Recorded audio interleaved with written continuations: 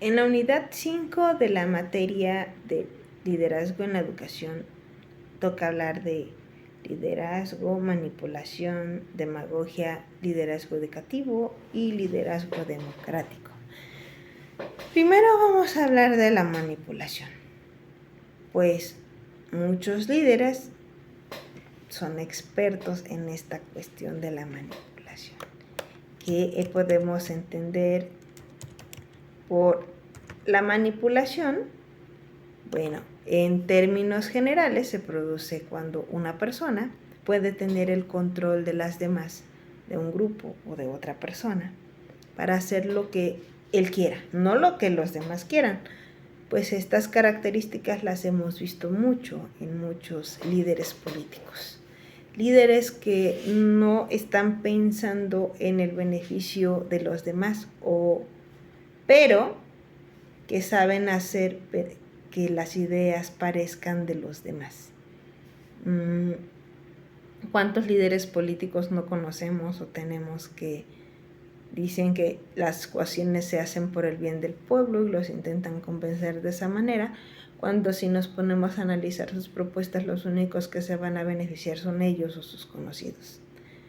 Porque vamos a crear tal programa, pero yo lo voy a controlar, o alguien que yo conozco lo va a controlar. Entonces, de alguna manera, esto es manipulación. Manejo a las demás personas como yo quiero. Y pues es una cualidad de un líder que puede ser buena o mala, porque puede ser que pueda yo manipular a alguien, pero que de verdad tenga la intención de hacer algo bueno para ellas, pero por lo menos en cuestión de política nos hemos dado cuenta que no. La otra situación es la demagogia.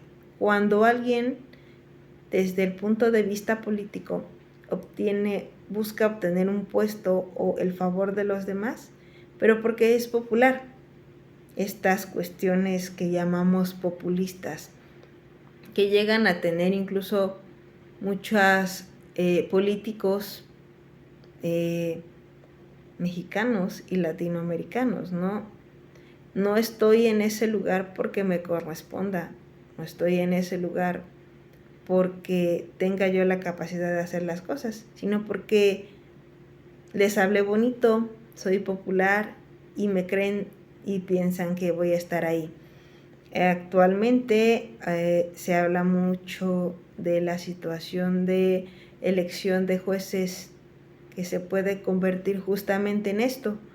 El juez que va a estar ahí por cuestión popular, porque a lo mejor es guapo, guapa, porque les habló bonito, pero realmente puede no tener los conocimientos necesarios para estar en ese lugar. Entonces, obviamente esa situación va a tener problemas. Y también en el punto de vista educacional. ¿Cuántos secretarios de Estado no hemos tenido que a lo mejor aparentemente nos caen bien o nos los imponen, porque obviamente lo escoge el presidente de la República o lo marca la Constitución, pero no son las personas que deberían de estar ahí? Porque como muchos secretarios de Estado luego ni siquiera tienen el perfil de entrada. ¿Cuántos secretarios de Economía tenemos que no son, por ejemplo, ingenieros agrónomos? Entonces, lo mismo pasa. ¿Cuántos secretarios de Educación hemos tenido que podrán tener cierta popularidad, pero que no son docentes? Y pues estamos hablando de que necesitan ser docentes porque necesitan el perfil, pero la cuestión política gana. Tenemos a alguien que es popular porque es amigo del presidente de la República, y entonces esa persona nos va a imponer justamente lo que vimos en las unidades pasadas: quiénes serán los docentes, cómo van a escalar, cuánto van a ganar, cómo va a estar el calendario escolar. Entonces hay que tener mucho cuidado con eso. Ahora, podrá manipular a alguien y podrá haber llegado por demagogia. Cosa distinta, el siguiente punto: que tenga el control de lo que se necesita para realizar ciertas actividades. ¿Cuántas personas aparentan ser líderes, pero realmente nadie tiene estas ganas de hacer lo que él dice? no tiene el control. Entonces podrá decir, es que se van a presentar, por ejemplo, a consejo técnico, pero no puso los mecanismos y no tiene la autoridad y simplemente nadie se presenta. No es el caso, pero podría ser un ejemplo. Después tenemos el liderazgo educativo y el liderazgo democrático, que son dos cosas distintas, que si bien estaría perfecto que se complementen, pueden ser totalmente opuestas. Porque por un lado tenemos a alguien que tendría que ser líder en educación porque es capaz de hacer las cosas, porque tiene esta capacidad para estar en el ámbito educativo, porque tiene esta capacidad de controlar, porque ve los problemas y sabe ser un líder, que fue el tema que ya se tocó en la primera unidad.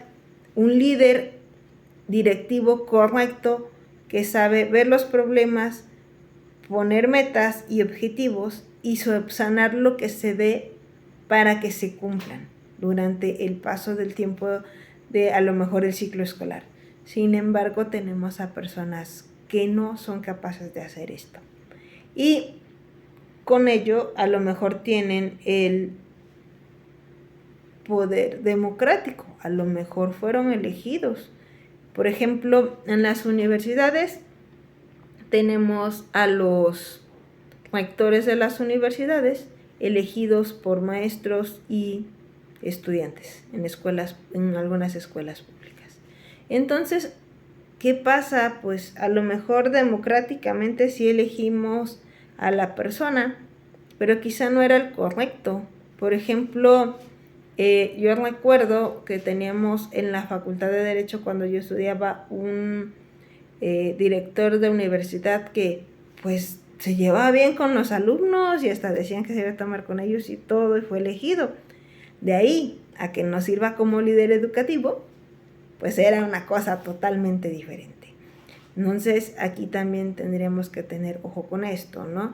En algunas universidades privadas, pues normalmente se elige por los dueños de la institución privada, pero en algunos casos estos dueños no es un único dueño, entonces se elige de forma democrática también, colegiada por las personas que son los dueños. Entonces también puede ser que el rector pues se lleve bien con ellos y haga pues los méritos para estar ahí desde el punto de vista político, pero no educativo. Entonces sí, son dos cosas que si fueran de la mano, que si pensamos que alguien puede ser carismático y atractivo como líder, además tuviera estas capacidades de líder educativo, pues estaría genial, ¿no? Y se da, sí, se puede dar en muchos casos, pero también en la mayoría puede no darse.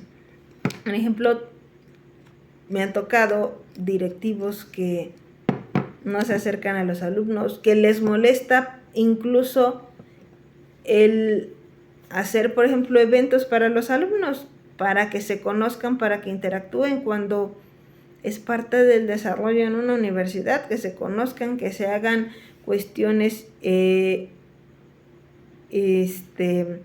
las que se planteen cosas entre escuelas. O sea, yo he hecho actividades, por ejemplo, de los alumnos de Derecho con los de Gastronomía, porque llevan temas similares, y de turismo, y de alguna manera me ha funcionado para que ellos tengan un mayor conocimiento, pero también un acercamiento, porque a futuro estos chicos pues pueden necesitar unos de otros por la situación laboral, pero pues esto depende también de quienes estén como directores, como líderes en cada momento, ¿no? Que puedan permitir hacer o no hacer determinadas acciones como se plantean en esta unidad.